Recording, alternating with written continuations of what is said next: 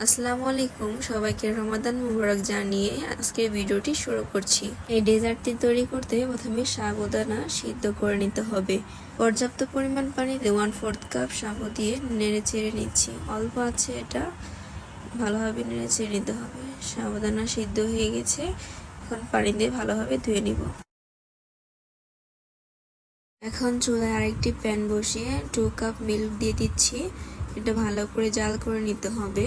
সামান্য পরিমাণ লবণ দিয়ে 1 চা চামচ পরিমাণ কর্নফ্লাওয়ার দিয়ে ভালোভাবে নেড়ে নিতে হবে, যেন এটা নিচে না লেগে যায়। পরিমাণ মতো চিনি দিয়ে ভালোভাবে নেড়ে চেড়ে দিয়ে দিব সাবুদানা। এখন ভালোভাবে এগুলো মিক্স করে নিতে হবে, যেন একটার সাথে আরেকটা না লেগে যায়। এ পর্যায়ে এটা তৈরি হয়ে গেছে। এখন ভালো করে ঠান্ডা করে নিয়ে আমার পছন্দ মতো ফল দিয়ে নিচ্ছি। এখন ভালোভাবে মিক্স করে নিতে হবে।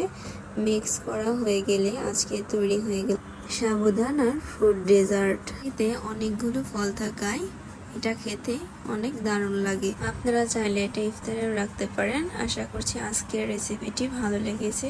আসসালামু আলাইকুম, আল্লাহ হাফেজ।